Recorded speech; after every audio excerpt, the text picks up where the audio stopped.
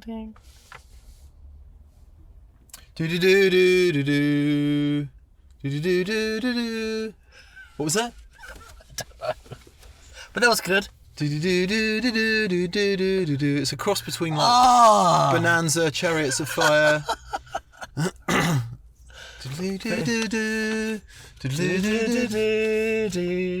see that? It's Chariots of Fire.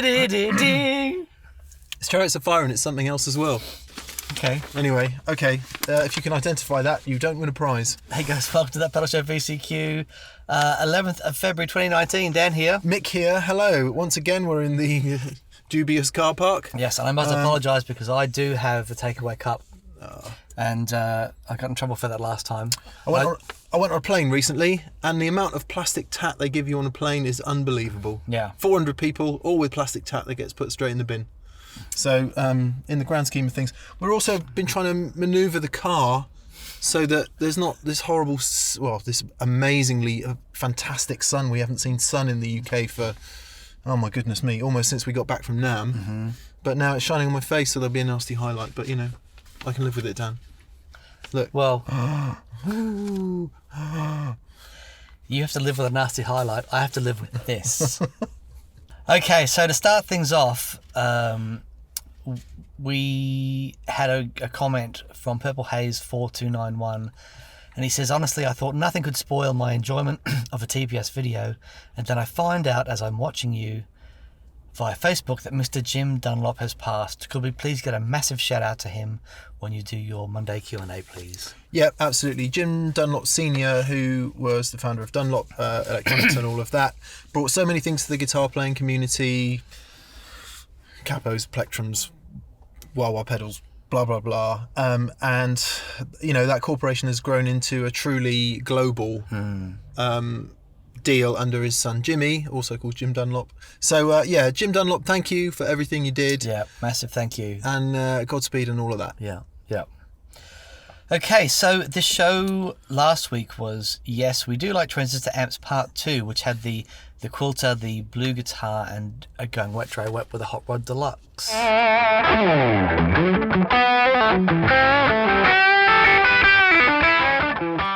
So the important business of the week, Hill Height says skinning a cat refers to catfish, not felines. I mentioned that you shouldn't skin any cats, right? Because there are different ways to do so. Anyway, apparently he says a Southern American who has skinned a catfish, so it's to do with catfish, not felines. Excellent. Aye, I never knew that, actually. We've been busted. Oh no, heard the sirens. My ride was here. Dan Gershol and Mark Shields, among many, many others, would like to hear the blessed old PV Bandit 112 alongside these newfangled solid state amps.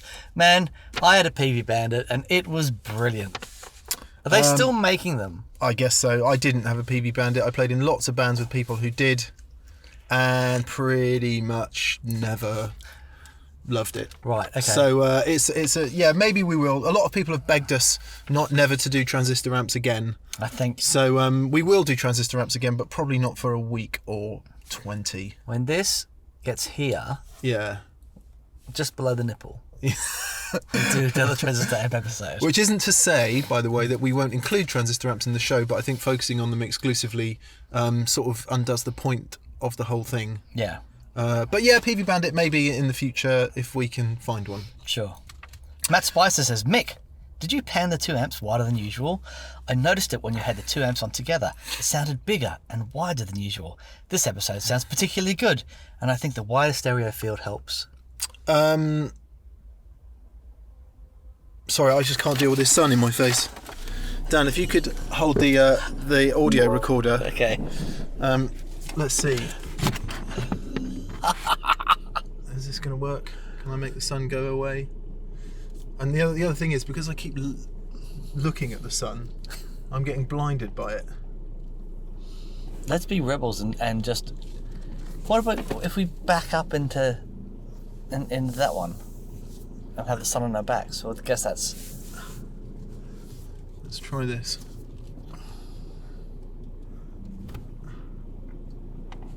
It's going to be coming in through that window, but I think we can live with that. I don't know. Hope there aren't any police watching. Right. Did I pan the amps wider than usual? No, normally when you hear the amps, they're panned kind of like this, that much, if we're using 2 amps. And I do that. And turn the car off. There we go. And I do that. I hate modern cars. Just what was wrong with the key and, all that stuff that you used to have. Did I pan? No, when we use 2 amps, they're normally panned about this much. And the reason I do that is it just gives a bit of an increased spread. What you're probably hearing, if you think you're hearing an increased stereo spread in the room, is the room mics. Because we were really loud. And when it's louder, the room mics get more of the signal, obviously. And I think, because they're arranged in a mid-side configuration, I'm going to do a vlog on that actually, because it is a really interesting way. It is very interesting. To room mic I don't fully understand it. Things. You have one mic facing forward, and you have another mic facing, a dual capsule mic facing left, right, and obviously this mic is only mono, the same as this one is. So what you do is you duplicate the signal of this mic underneath. You pan one hard left, one hard right of that mic duplicated, and then you put one of them out of phase with the other, and then you mix it with the forward facing mic, and that gives you a really, really good stereo image. Wow. And it's really cool. It's called a mid-side technique. It's old, it's not new, and we use that. So anyway, yeah, turn the amps up really loud and you're hearing more of the room mics, which might be why you're hearing a bigger stereo spread. As I say, I will do a vlog on that. Awesome. Sorry, that was a long answer, and driving around a car park.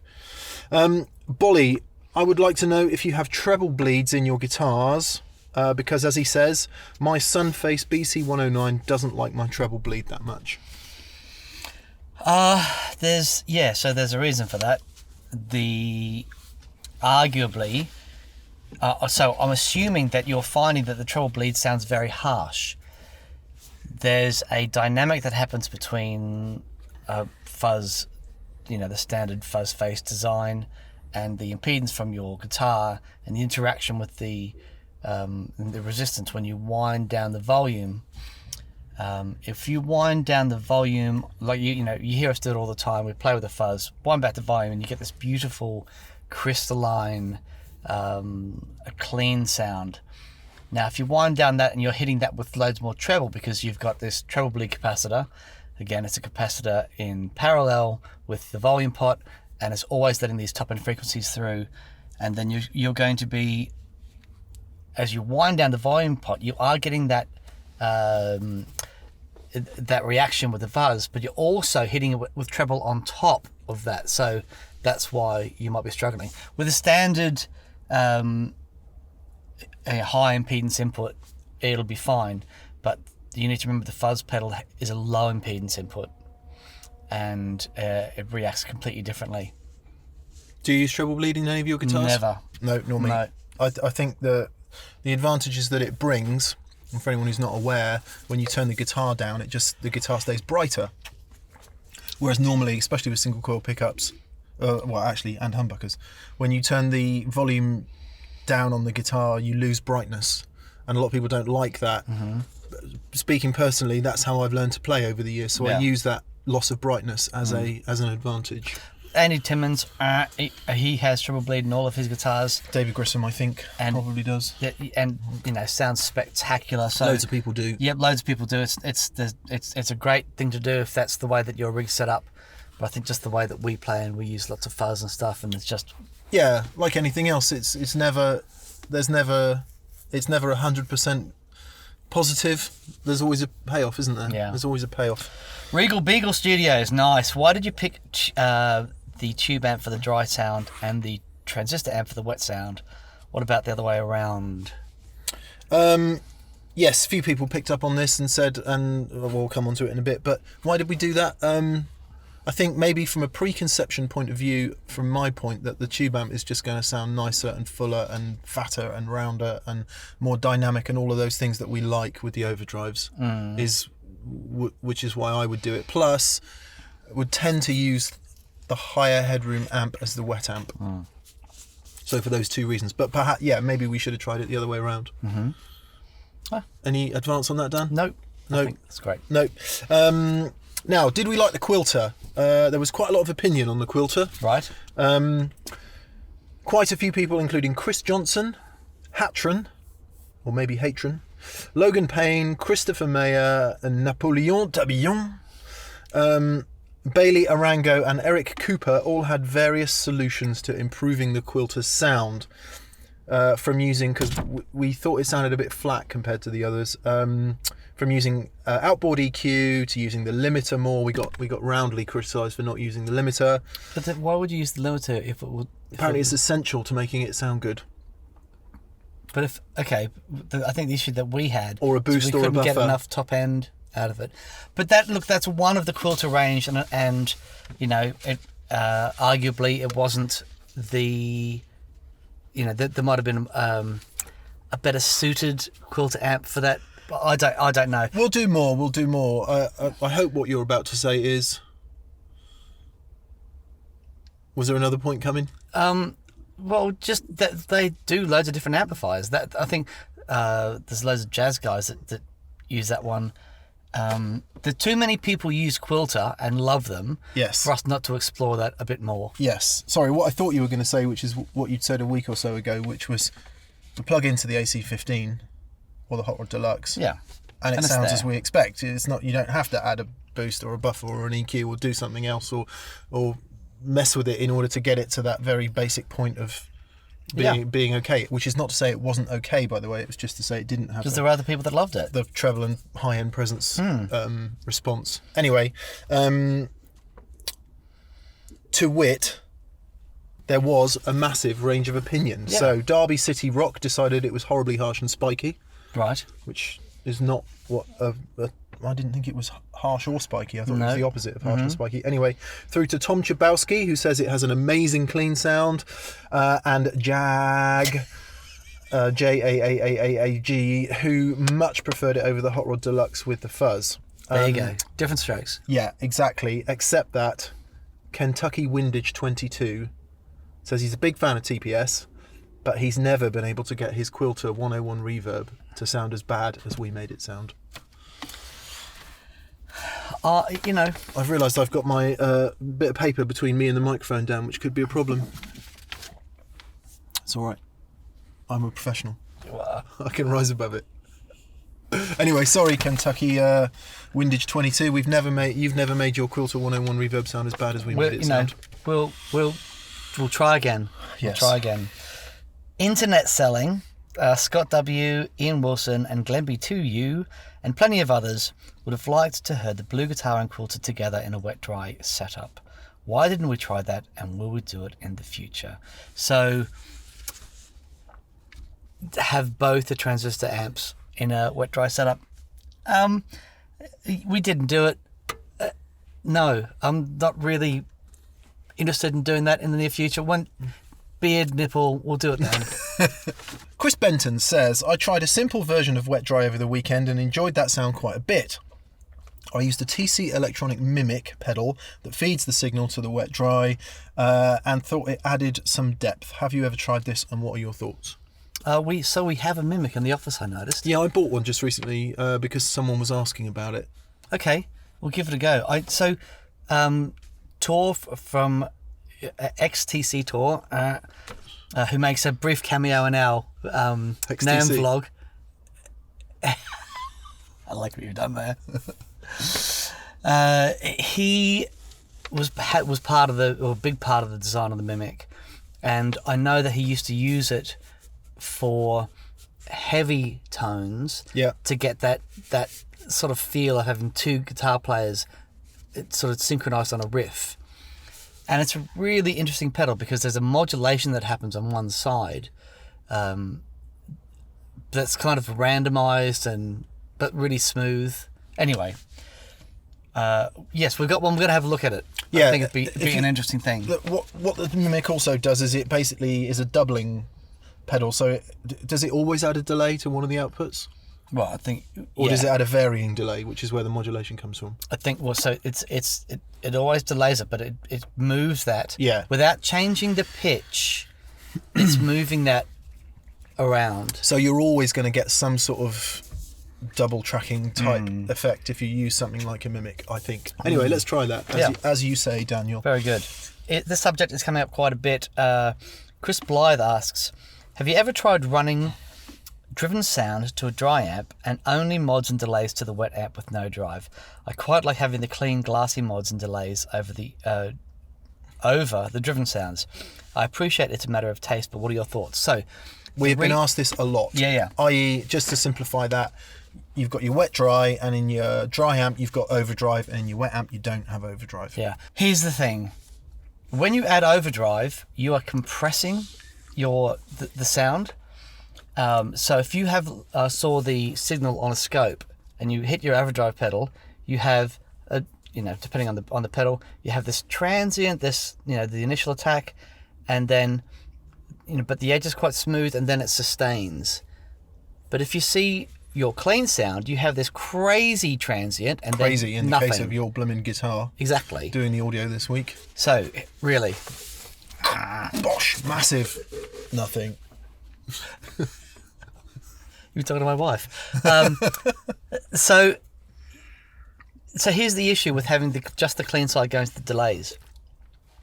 You hit a chord, and if the delay pedal was receiving the sound from the overdrive pedal, then it gets the sustain and everything, and that's going through the delay, and all sounds lovely.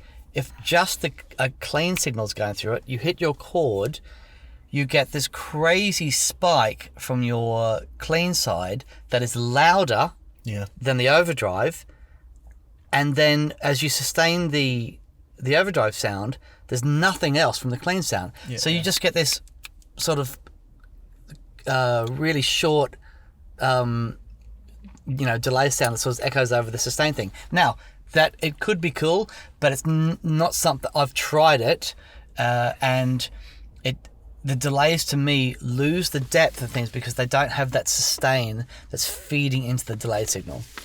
Yeah. I'm sure, as you say, you could set it up in a one sound environment to sound really cool.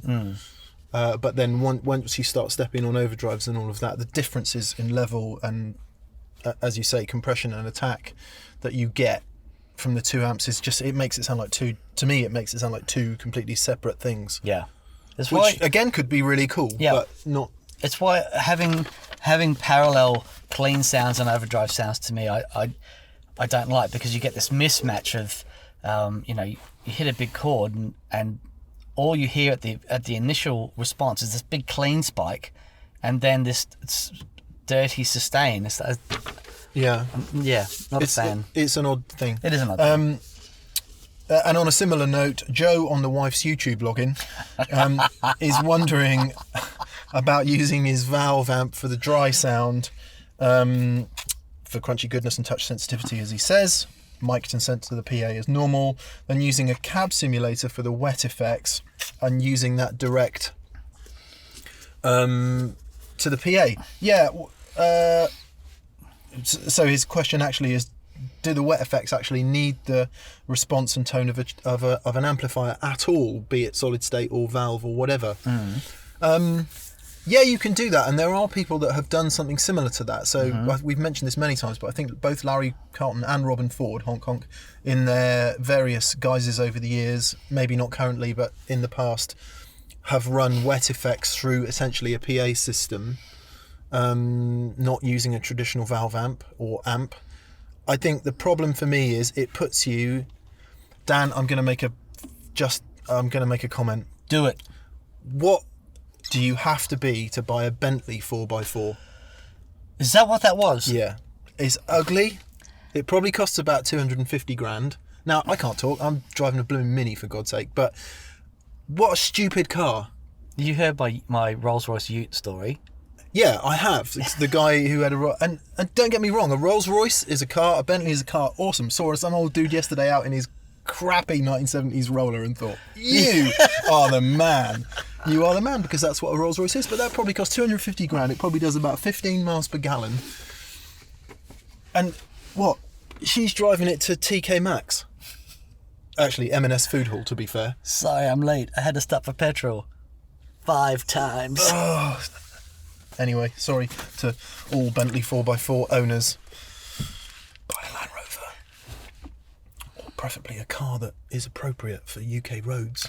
Mixed mode. Oh, anyway, where were we? I think if you hand all your wet sound over to the engineer or whoever's controlling the PA, you're in their hands. That's the point. Yep. And also, you then to have any feedback of that sound, that's going to be going through the monitors. So what we were talking about before, when Robin and Larry but no, the other guys do a very similar thing. So what they'll do is they'll take a feed from the output of the amplifier, for example, and put that through a what do you call them? Full range, like a PA amp. Yeah, but it'll go through like a speaker simulator first or whatever. Oh yeah. And then that comes out. That will go to the effects, and then that goes through to like a full range thing. But they still have those things on stage. I think so. What you're talking about is just having the feed from the mic, and then the sound guy takes that and then affects that, and then somehow gives you some. Yeah, you're talking about a GFI cab Zeus and all of that. I wonder if the motivation here is to make things easier for yourself, so you don't have so much stuff to carry around. Maybe. I think that the minute you relinquish control of the core sound, you've got to trust whoever you're dealing with. Yep. And I would say our recent experience would not allow that to be the case. No. Okay, Lo Scotolo Maledetto. Nice. Lo Scoiatoio Maledetto Is interested in tuning. I've always wondered, when I see both of you tweak the tuning on your guitars without using a tuner, do either of you have perfect pitch? No, we don't have perfect pitch, but we do have fairly decent relative pitch. It's the thing that, certainly as you become to know your instrument, it's your specific instruments, and there are, like on my telly, I'm always aware of the B and E string, because it's not that they slip, but I always need to make sure that they don't go flat, Interesting comment coming up in a minute, Dan. Okay. Yeah, but it's, I guess it's something with the experience you get to hear, and the more I find, for me, the more I listen back to myself recorded, the more I become aware of the tuning of the guitar, because when you're playing with volume, sometimes you are overwhelmed by the experience of the sound, and when you hear it back recorded, you go, oh, well, maybe I should be a little bit more aware of my tuning was out. Yeah, well, I mean, there's countless live records, not least. I mean, let's bring Jimi Hendrix into the discussion. Jimmy was out of tune more than he was in live, and a lot of live recordings, and it was part of his sound. And I think that's a really key point, that if you tune your guitar, you've got the most accurate tuner in the world, and it's perfectly in tune, it's perfectly intonated, the guitar is set up to the absolute nines in terms of being there. You throw all of that in the bin the minute you fret a note. Yep.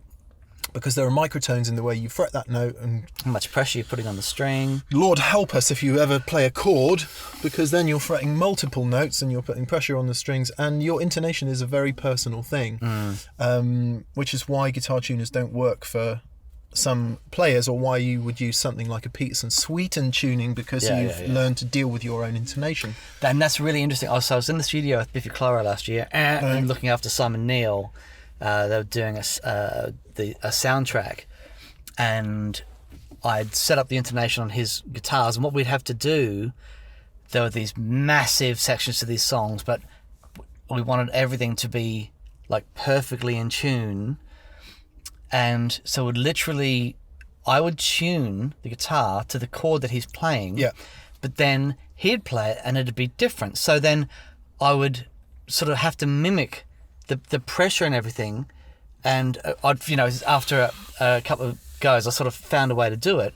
but it is such a personal experience. Exactly. You know? So to come back to your question, why do we tweak tunings on the fly? It's like that. So the guitar might be perfectly in tune in a kind of open setting, but then I'll play a D chord and it'll be that G string or the B string needs a little sweeten or a flatten usually, just to make it right for that chord. And actually, it's the way, if you go and watch a piece of classical music and it's in C major, the piano tuner will tune the piano tempered to C major, which will be different than if the piece is in B flat or whatever. Very so interesting. It's always a compromise intonation. Yep. And so no, we don't have perfect pitch, but we do have relatively decent relative pitch. However, the holy moly says, Mick, old friend, could you please see fit to keep the intonation on your B strings up to pitch? They were constantly running flat today. Apologies. Yeah, I mean, sometimes the guitar's not going to be perfectly in tune and we do what we can to get around it. But if you think I'm going to stop and retune before everything, it's not going to happen. It would just kill the flow of the show. And so we'll just try and, I always try and be in tune, but maybe that doesn't always happen. Okay, Perilous Temple says, when you went to your phone before adjusting the mic position on the amps, are you doing something with an app or some such? No, I'm not. What I'm doing is I'm looking at the speaker and I'm looking through the grill and I'm going, using the, okay. What's in there then? So I can see where the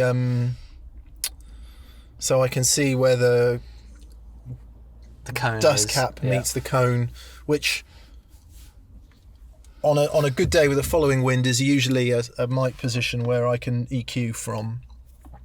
So if you put it right on the cone, it's usually too harsh and trebly. If you put it, right on the dust cap, it's too harsh and trebly. If you put it in the middle of the, outer cone, it's usually too dark. So somewhere there, I can EQ from there. Why don't we listen more critically as we position the mics? There's usually not time when we're filming to get into that too heavily. B, week after week after week after week, you learn more or less where the adequate mic position is. So that's why I'm looking for the mic position, not using some app on the phone. Volume. Here, there's a subject. So, Jean-Luc Pequois, Case Noe, and Drittle are have various levels of concern about us getting tinnitus and or breaking sound pressure laws in Belgium and France. Wants to know, are we losing our hearing and or breaking the law? Yes, so some people have pointed out that in, I think it was either Belgium or France and or both, there's a 105 dB limit on live performances, and yet our dB meter is sometimes showing way above that. All I would say about that is that I'm not sure the dB meter, A, is accurate, B, it's in a very confined space, C, when you measure the sound pressure level at a concert, you usually do it over a specific period of time, so it has to average over 105, and it's probably meters and meters back from the PA stack. So if you were measuring that sound pressure level 20 meters back from the PA stack or 10 meters back from the PA stack, blimey, that would be loud. So I was waiting for that. Do you have any tinnitus at all, Dan? So I went to get some musicians' earplugs fitted about 5 or 6 years ago, and they couldn't do it because I have tiny little ear canals. Apparently that has saved my hearing. There's something about my ears compress really quickly due to these ear canals. I'm not exactly sure. About a year ago, I was in rehearsal with Doug and I was really tired, and I'd said, guys, can we just have a really quiet rehearsal? And then, so we had been rehearsing really quietly, and then Doug rips into Moby Dick, and the first few snare hits sort of pinned me against the wall, and I remember for like a week after that my ears were ringing. Yeah. But then it all settled down, and it's been fine since. And now, losing your hearing as you get older is, it happens to everyone. But thankfully, I have my ears tested since then, and they're still very good. So I'm okay. Yeah, we would not make light of hearing damage and hearing loss, Not at all. because exposure to loud sound pressure levels does damage your hearing. However, the rate of susceptibility in different people is vastly different, because your physiology is different and your ability to recover is different, which is not to say we've got superhuman hearing.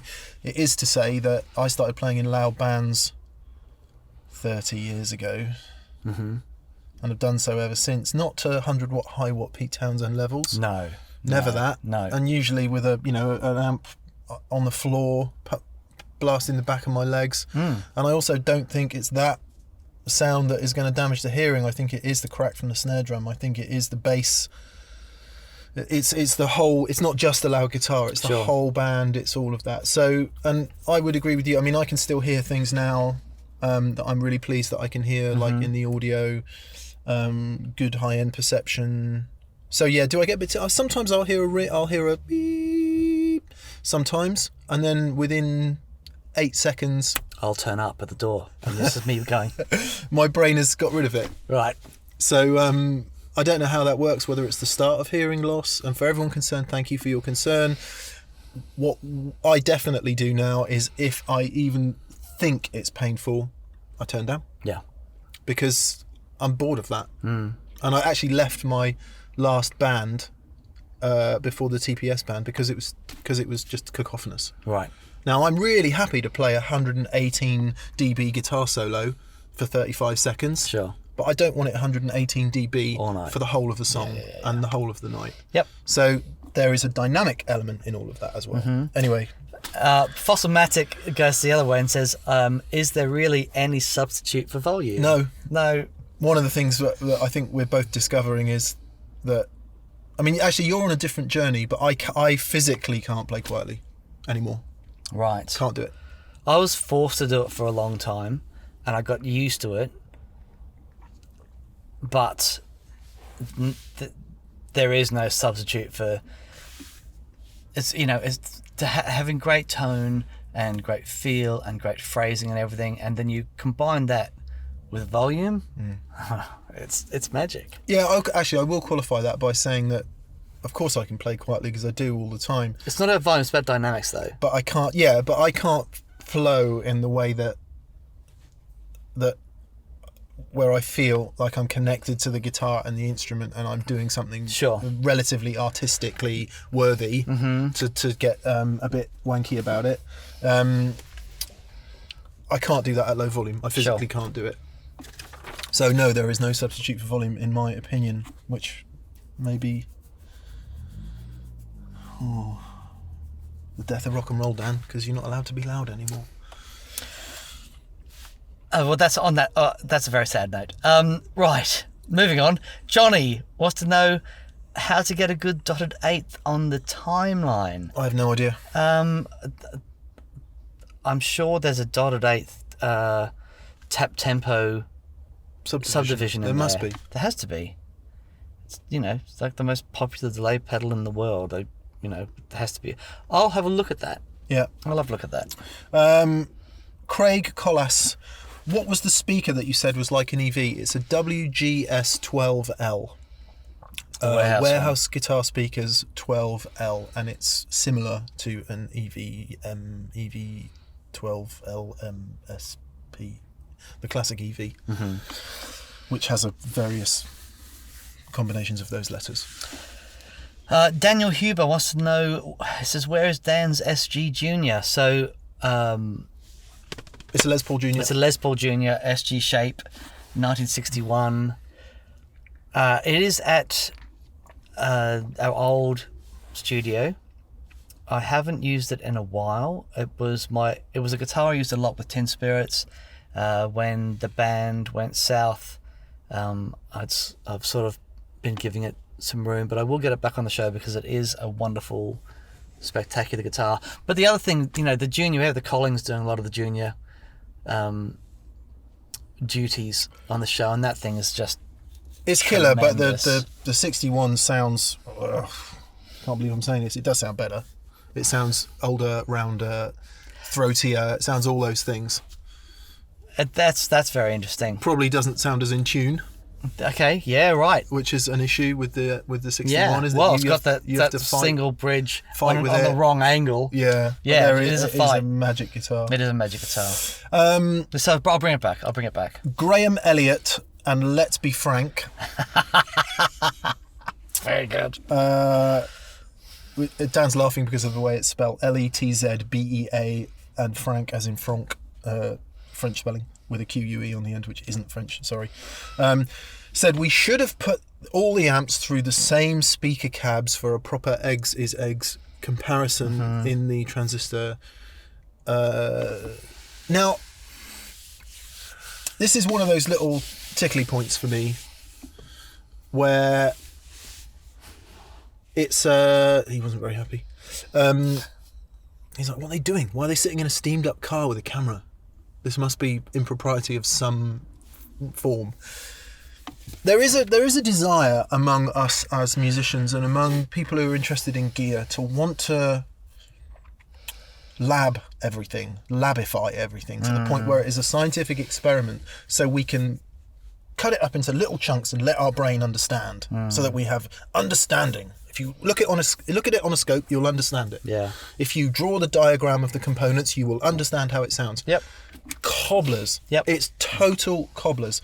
Or everything that is interesting about the guitar is in the fine detail and it's in the grey areas. It's in the interaction of things. It's in all the things that you thought were the case but aren't. And I think if you try and break it down like that and you say, what do these two amps sound like through the same cabinet? That's an interesting question. And it has an academic point of interest. But it's not the real world, because you're never likely to hear them through the same cabinet in the real world. The way you'll hear a Hot Rod Deluxe is in its own cabinet through its own speaker. That's how you'll hear it. Because it's been designed to work with that speaker. Yeah, so It's such a massive part of the sound. it is. I mean, maybe it's valid to do it as a point of like a really thorough, in-depth look, but I don't think it really tells you anything about how things happen day to day. And so anyway, sorry, I rather went off on one then. That's nice. Why didn't you try them through the same speaker cab, Dan?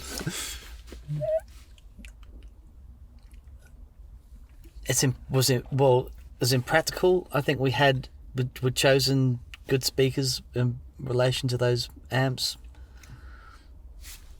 Yeah. I mean, I guess at the end of the day, you can't try every combination of Yeah. everything. Well, you could, but again, then that is getting Just into that kills the science. vibe. Yeah, no thanks. It's not what it's about. It's about plugging stuff in and seeing what we can do. Yeah. About seeing how quickly you can get to a result. Yep. Yeah? Perfect. Is that fair? Yeah, perfect. I apologise if I was a bit defensive about that, but Jonathan R. Zico, what is the pedal board that you guys use? Is it publicly available? yes, it's by a company called Schmidt Array. They are based in Germany, and it's a German and an English guy, I believe. Guy called Martin Smith, and they make, in my opinion, the best all-round brilliant pedal boards. As Dan often says, if you're going to go heavy touring and your stuff's going cargo, or it's going to end up underneath an Ampeg 8x10 in the back of a van, flight case might be better. Yep. But for me, for everyday, it is a sturdy thing. By the way, you've put yours in the hold of a plane, haven't you? Yeah. A couple times, and it's light and it's brilliantly designed. It's wonderfully luxurious. Yeah, Schmidt Array, SCHMIDTARRAY. Alex Johnson wants to know, does it matter which amp is isolated in a wet-dry setup? Two answers, yes and no. The first answer doesn't really matter. The second answer, well, if you get to a gig and your dry amp dies, or you only have one amp, the advantage to having the wet amp be your main path to earth to ground is that you can turn the effects level down on the wet pedals and still do the gig. Does that make sense?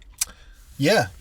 So I have my wet amp is Is your grounded, and then the dry amp is the isolated. Jesse Hicks. Hi, Mick. Just watched a video of you at Guitarist Magazine demoing the classic 50s and 60s lacquer Strats from Mexico. I'm interested in the 60s. Do you have any thoughts on that? I do. If I was going to buy a new Strat and I wanted the Strat that would work for me at the most sensible price, that's what I would buy. So they're made in Mexico, the classic series, which means they've got all the right vintage appointments, nice contours and everything. I'm always amazed how close people walk to cars when there's no other cars around, you know? And he was going in the other direction as well. He was totally getting, he walked right close to the car. I think he saw the steamy windows. Oh, right. For a bit of... He was like, Yeah. Maybe Monday could be interesting after all, Gloria. And plus they've got the nitro finish. Is it the same nitro as they used in the 50s and 60s? No. But it will age nice and it will look really nice. So I love those guitars. Vintage appointments, curvy radius fingerboards, skinny frets and all that sort of stuff. So very vintage. You might need to do a bit of work on it. But if I was buying a new Strat that would suit me for the right money, that's exactly what I would buy. Very good. So yes, I like them a lot, and I remember liking those guitars a lot. Right. Okay, so it looks like we're coming into land, Daniel, for this week. Only a few things left. Okay. As we alluded earlier, RJ Connor made us laugh and said, "I'm glad you guys did 2 consecutive shows on transistor amps. Now we never need to do that again." Come on, we're trying to be open-minded here. Yeah. This was a much requested thing. So, and it was really interesting. And we won't do it again for a long time. No, we won't do it explicitly again, but we will add at least one transistor amp to the TPS family, and we will use it. Yeah. So, yeah. There we go. Pat Wright was a bit unhappy. Being someone who runs a tube valve amp and a solid-state MOSFET amp together, this presentation just did not inspire me. I've been through a jazz phase and appreciate the style, but that's not why I subscribed. The jazz set almost sent me to Snoozeville. Keep it lively, gents. Just like the outro. Rock lives. We love you, Pat Wright. Yep. Yeah.